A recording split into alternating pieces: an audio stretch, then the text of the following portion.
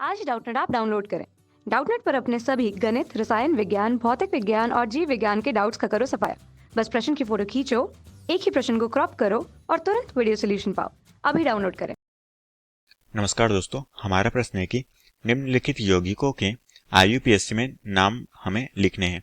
तो दोस्तों हमें इनके साधारण नाम दिए गए हैं, इसके आधार पे हमें इसके आईयूपीएसी नाम के बारे में बताना है कि इसका आईयूपीएसी में नाम क्या होगा। तो सबसे पहले दोस्तों हमें यहाँ पर इसका रासायनिक सूत्र लिख लेते हैं, जो कि हमें प्रश्न में यौगिक के तौर पे दिए गए हैं। ठीक है, तो दोस्तों यहाँ पर हम देख पा रहे हैं कि हमारे पास जो रासायनिक सूत्र हैं वो कुछ इस तरह से यहाँ पर साधारण नाम के हिसाब से दिए गए हैं, और इसमें इसे दोस्तों हमें आईयूपीएसी, जो कि हम आयुपैक नाम के आधार पे हमें बताने हैं। ठीक है, तो दोस्तों सबसे पहले हम इस नाम को में कार्बन की संख्या को देखेंगे। ठीक है, तो सबसे पहले हम आयुपैसी के नाम के आधार पे सबसे पहले हम कार्बन की संख्या देखते हैं। उसके बाद दोस्तों हम उसमें जो क्रियात्मक समूह मौजूद होता है हम उसके बारे में देखते हैं, क्रियात्मक समूह। और उसके बाद दोस्तों हम वहां पर उसका नामकरण करते हैं उसके कार्बन की संख्या के आधार पे। तो सबसे पहले दोस्तों हमारा जो सबसे पहला यौगिक दिया गया है, जो कि है हमारे ऑप्शन में, वो है ग्लिसरॉल। ठीक है, तो ये दोस्तों हमारा दिया गया है सबसे पहला यौगिक ग्लिसरॉल। ठीक है, तो दोस्तों हमारा जो ग्लिसरॉल होता है इसका जो रासायनिक सूत्र होता है वो कुछ इस तरह से होता है, जो कि हो जाएगा हमारा 3 कार्बन के परमाणु इस तरह से, और ये सभी एकल बंध के द्वारा जुड़े होंगे, और यहाँ पर हमारा OH का परमाणु एक एक कार्बन के साथ में इस तरह से जुड़ा हुआ होगा। ठीक है, तो ये हो गई दोस्तों हमारी ग्लिसरॉल की संरचना। अब दोस्तों हम इसका आईयूपीएसी में नाम देखते हैं कि इसका हमारी जो संरचना है इसका आईयूपीएसी में नाम क्या होने वाला है।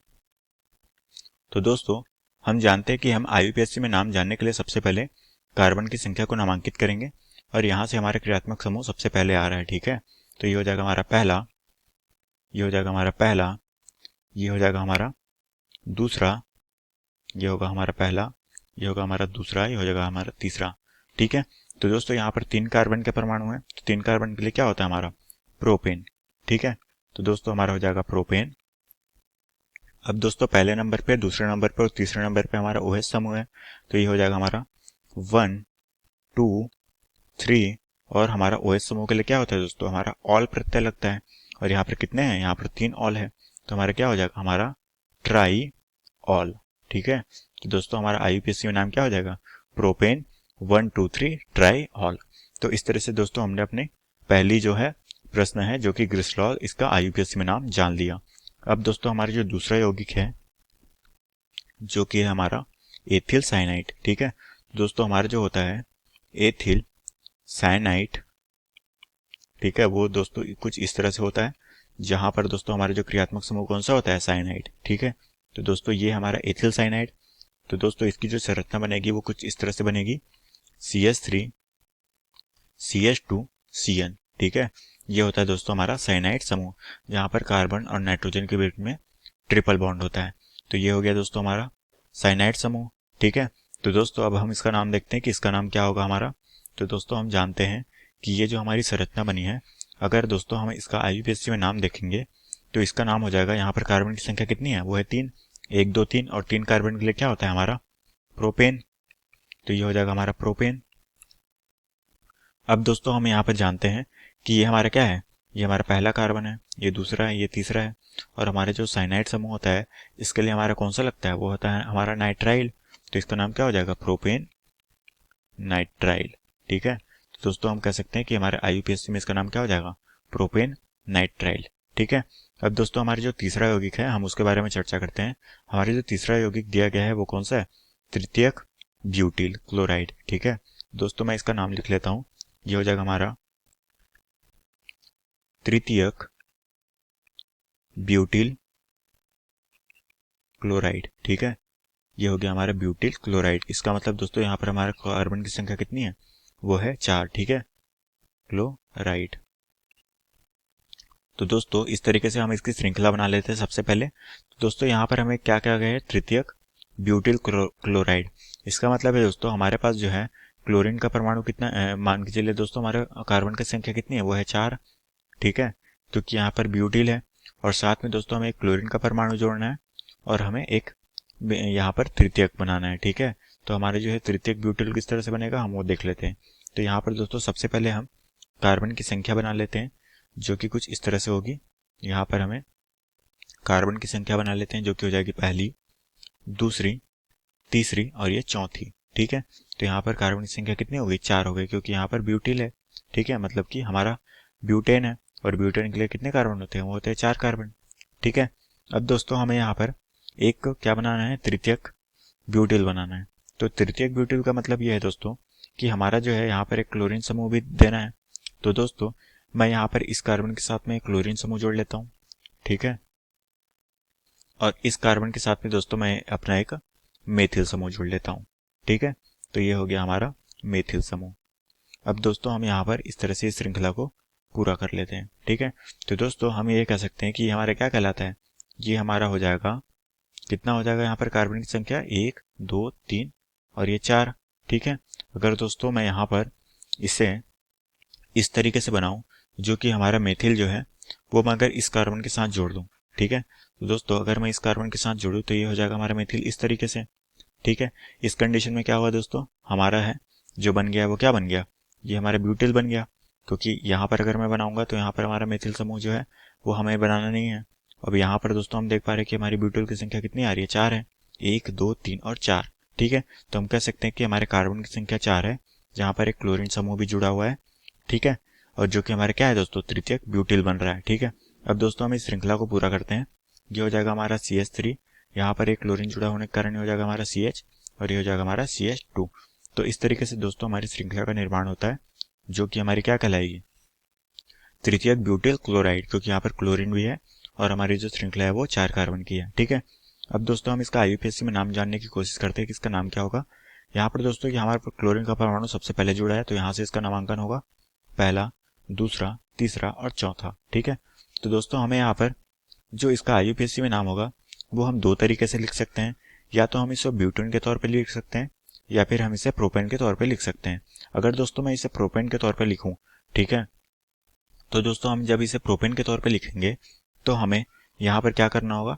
यहाँ पर दोस्तों हमें इससे जो कि मेथिल समूह है उसको यहाँ पर ये समूह के रूप में लेना पड़ेगा। तो हम कह सकते हैं कि ये जो मेथिल समूह है वो मैं अगर यहाँ पर तीसरे कार्बन के साथ में जोड़ूं तो इसका नाम हम इस तरीके से लिख सकते हैं, जो कि हो जाएगा हमारा 3 कार्बन के लिए क्या होता है? हमारा प्रोपेन। तो 3 कार्बन के लिए क्या हो जाएगा? हमारा प्रोपेन। ठीक है, अब दोस्तों हमें पता है कि तीसरे कार्बन के साथ क्या जुड़ा हुआ है? हमारा मेथिल समूह, और दूसरे कार्बन के साथ में हमारा क्लोरीन समूह। तो हमारा क्या हो जाएगा इसका नाम? 2 क्लोरो। ठीक है, और यहाँ पर तीसरे के साथ है मेथिल समूह, तो इसका नाम क्या हो जाएगा? 3 मेथिल। ये हो जाएगा हमारा प्रोपेन। ठीक है, तो दोस्तों इसका नाम क्या हो जाएगा? इसका नाम अगर मैं ठीक से लिख लूं तो ये हो जाएगा हमारा 2 क्लोरो 3 मेथिल प्रोपेन। तो इस तरीके से दोस्तों हमारा जो है इस श्रृंखला का IUPAC में नाम हो जाएगा। अब दोस्तों हम अपने चौथा यौगिक देखते हैं कि हमारे चौथा यौगिक का नाम क्या होने वाला है। तो दोस्तों हमारे जो चौथा यौगिक प्रश्न में दिया गया है वो कौन सा है? वो है द्वितीयक ब्यूटिल एल्कोहल। ठीक है, तो दोस्तों हम एक एक करके अपना चौथा यौगिक देखते हैं। वो है हमारा द्वितीयक ब्यूटिल एल्कोहल। ठीक है, तो दोस्तों यहाँ पर हमें जो है द्वितीयक ब्यूटिल बनाना है, जो कि और क्रियात्मक समूह कौन सा होगा? एल्कोहल समूह होगा, जो कि हमारा क्या कहलाता है? OH समूह। तो हमारा जो है दोस्तों इस प्रश्न में पूछा गया है द्वितीयक ब्यूटिल एल्कोहल। दोस्तों सबसे पहले हम इसकी संरचना बनाते हैं कि इसकी संरचना किस तरह से बनेगी। तो दोस्तों यहाँ पर हमें ब्यूटिल है, मतलब कि कार्बन की संख्या कितनी लेनी है? 4 लेनी है। तो मैं इस तरह से 4 कार्बन को व्यवस्थित कर लेता हूँ। ठीक है, अब दोस्तों यहाँ पर हमें द्वितीयक ब्यूटिल बनाना है जो कि एल्कोहल का निर्माण होगा। तो द्वितीयक ब्यूटिल कब होगा दोस्तों? जब हमारा एल्कोहल समूह है वो दूसरे कार्बन के साथ में जुड़ा हुआ होगा। ठीक है, अब दोस्तों हम इस श्रृंखला को पूरा करते हैं। ये हो जाएगा हमारा CH3, ये हो जाएगा हमारा CH2 और ये हो जाएगा हमारा CH और ये हो जाएगा हमारा CH3। तो इस तरीके से दोस्तों हमारी जो संरचना बन गई वो क्या कहलाती है? द्वितीयक ब्यूटिल एल्कोहल। ठीक है, अब दोस्तों हम इसका नामकरण देखते हैं कि इसका IUPAC में नाम क्या होगा। तो दोस्तों यहाँ पर हम कार्बन की संख्या को नामांकित करेंगे, जो कि यहाँ से होगा क्योंकि क्रियात्मक समूह सबसे नजदीक ये इधर से है। तो ये हो जाएगा हमारा 4 कार्बन के परमाणु। तो 4 कार्बन के लिए क्या होता है? हमारा ब्यूटेन। ठीक है, तो इसका नाम क्या हो जाएगा? हमारा ब्यूटेन। अब दोस्तों यहाँ पर हमारा दूसरे नंबर के साथ OH समूह है, तो ये क्या हो जाएगा? 2 ऑल। ठीक है, तो हम कह सकते हैं कि हमारा जो IUPAC में नाम होगा वो क्या हो जाएगा? Butane 2 all. ठीक है, तो इस तरह से दोस्तों हमारी जो चौथा यौगिक है इसका हमने IUPAC में नाम जान लिया। अब दोस्तों हमें इसमें पांचवा यौगिक जो दिया गया है जो कि है डाई एथिल एमीन, इसका हमें आईयूपीएससी में नाम जानना है। तो दोस्तों हमारा जो पांचवा यौगिक है जो कि यहाँ पर दिया गया हमें डाई, माफ कीजिए दोस्तों, यहाँ पर मैं इसे ठीक तरह से लिख लेता हूँ जो कि कुछ इस तरह से हो जाएगा हमारा डाई एथिल एमीन। ठीक है, तो दोस्तों यहाँ पर जो हमारा क्रियात्मक समूह कौन सा है, वो है हमारा एमीन समूह, जो कि हमारा क्या कहलाता है, NH2। ठीक है, तो हमें प्रश्न में भी यही कहा गया है कि डाई एथिल एमीन की आईयूपीएससी नाम बताइए। तो दोस्तों हमारी जो डाई एथिल एमीन होगी वो कुछ इस तरह से बनेगी, जो कि हो जाएगी हमारी C2H5। ठीक है, ये हो गया दोस्तों हमारा एक एथिल समूह। ठीक है, और दोस्तों हमारा जो हो जाएगा वो हो जाएगा एमीन समूह, जो कि हो जाएगा NH।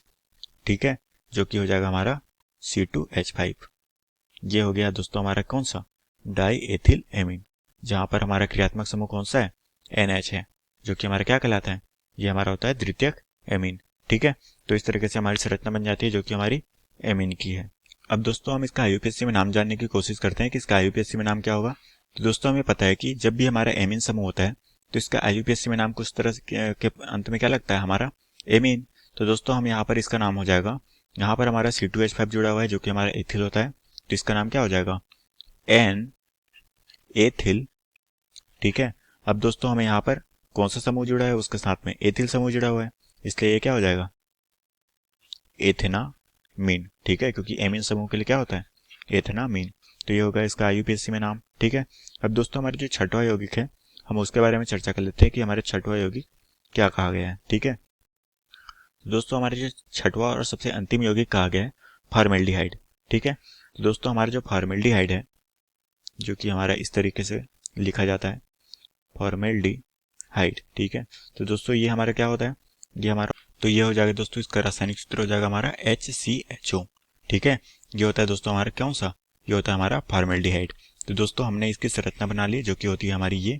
अब दोस्तों हम इसका आईयूपीएससी में नाम जानते हैं कि इसका आईयूपीएससी में नाम क्या होता है, हमारा मेथेनल। ठीक है, तो इस तरह से दोस्तों हमने अपनी सारी श्रृंखला है उसकी जो है आईयूपीएससी में नाम जान लिया, जो कि हमें प्रश्न में पूछी गई थी। तो दोस्तों एक एक करके हमने अपनी सारी श्रृंखला है उसका आईयूपीएससी में नाम जान लिया, जो कि हमें प्रश्न में पूछा गया था, और यही हमारे प्रश्न का उत्तर है। तो आशा करता हूँ दोस्तों आपको ये प्रश्न समझ आया होगा। धन्यवाद। कक्षा 6 से 12वीं से लेकर नीट, IIT, JEE वो एडवांस के लेवल तक 1 करोड़ से ज्यादा छात्रों का भरोसा। आज ही डाउनलोड करें डाउटनेट ऐप या व्हाट्सएप करें अपने सारे डाउट्स 8400 400 400 पर।